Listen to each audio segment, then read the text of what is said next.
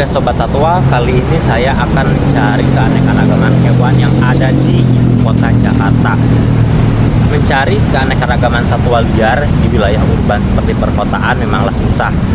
Selain mencari habitatnya yang teramat susah karena dipenuhi dengan bangunan-bangunan dan gedung-gedung, di sini juga banyak kendala seperti sampah yang membuat habitat satwa liar itu makin terganggu. Nah, kira-kira satwa liar apa aja yang bisa bertahan dan ditemui di ibu kota Jakarta? Ikuti terus perjalanannya. Salam Stan.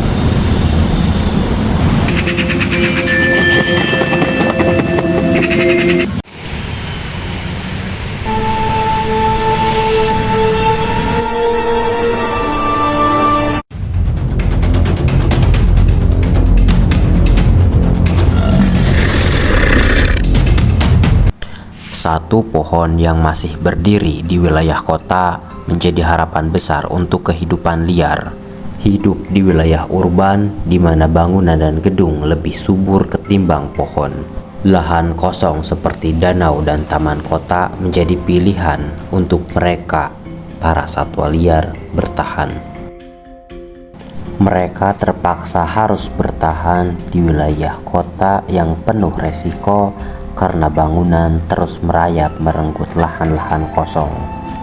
Pencemaran sampah dan perburuan menghantui kehidupan mereka yang tidak bisa berbuat apa-apa selain bertahan. Makaka fascicularis menjadi satu-satunya primata yang masih bisa ditemui di wilayah urban perkotaan. Hal ini juga membuktikan bahwa pada dasarnya satwa liar masih bisa bertahan jika hanya menghadapi masalah perubahan habitat. Mereka masih bisa beradaptasi dengan perubahan itu. Bahkan perilaku mereka yang dulunya takut terhadap kehadiran manusia sekarang justru mau beraktivitas bersamaan. Seperti yang terlihat di video ini, di mana aktivitas manusia saling berdampingan dengan aktivitas monyet. Ini juga membuktikan bahwa satwa liar bisa hidup berdampingan jika kita menerapkan konsep tidak saling ganggu. Mereka tidak akan menyerang jika tidak diganggu. Selain monyet yang masih bisa ditemui di sini, ada beberapa burung juga yang masih bertahan, seperti burung kareopadi yang masih sering ditemui di lahan-lahan basah perkotaan.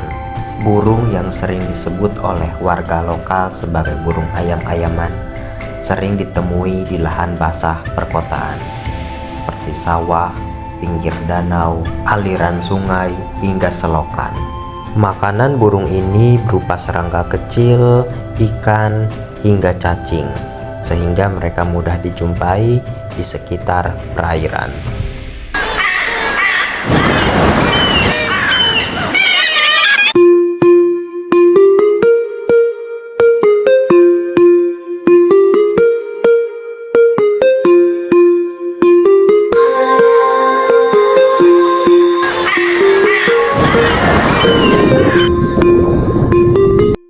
Keberadaan satwa liar di wilayah kota memberikan manfaat bagi ekosistem, seperti halnya keberadaan jenis burung.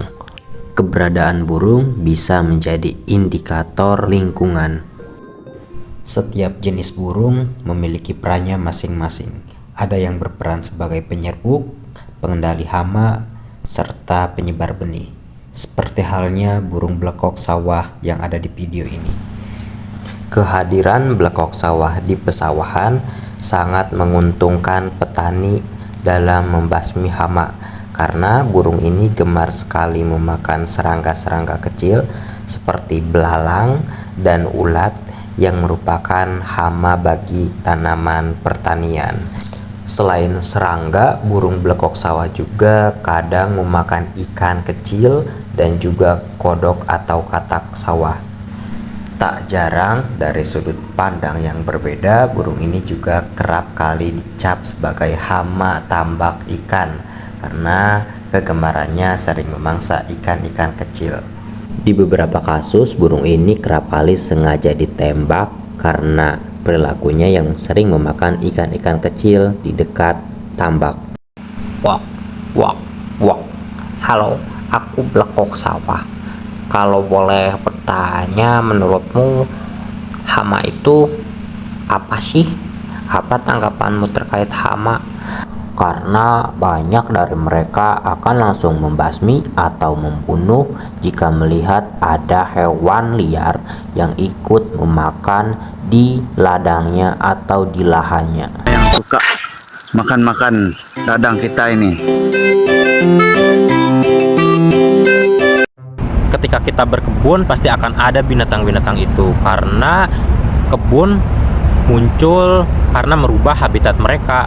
Jadi mereka seolah-olah datang ke kebun kita, padahal kebun kita yang merubah habitat mereka. Jadi sebenarnya konsep hama itu tidak perlu ada, karena kita seolah-olah menjadikan mereka musuh. Sebenarnya itu tidak penting dan tidak harus ada, karena mereka itu merupakan kehidupan yang ada di alam semesta ini. Jadi sudah sepatutnya kita berperilaku adil aja pada mereka, saling berbagi ruang.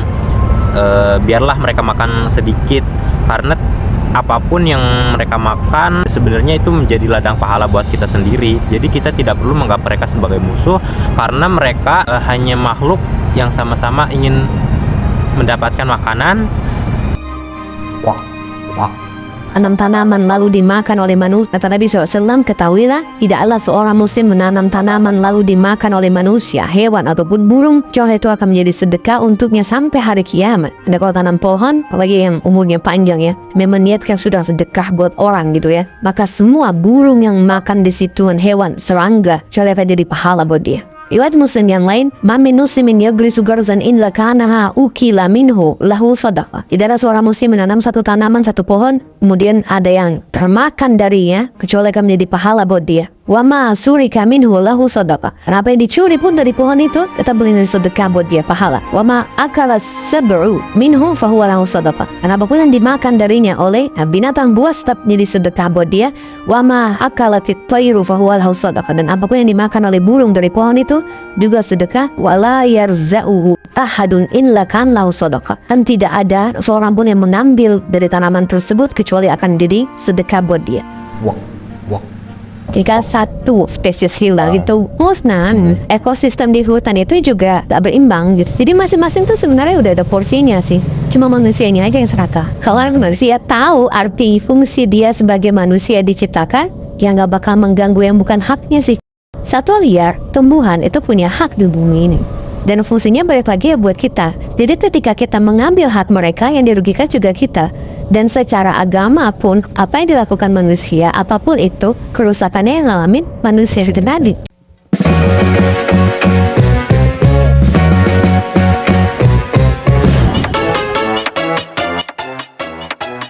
Yuk saling hidup berdampingan tanpa saling ganggu. Belajar hidup berdampingan dengan kehidupan liar dan saling berbagi ruang.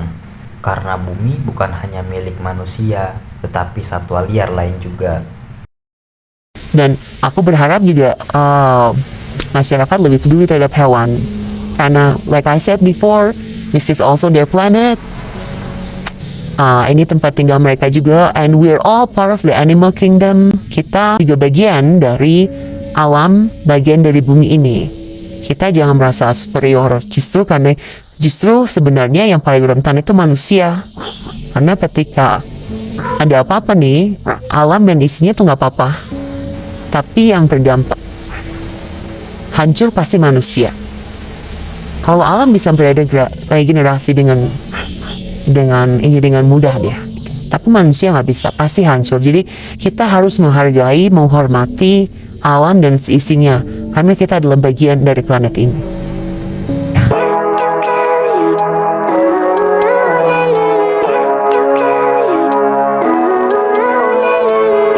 Living life every day, late at night, not okay.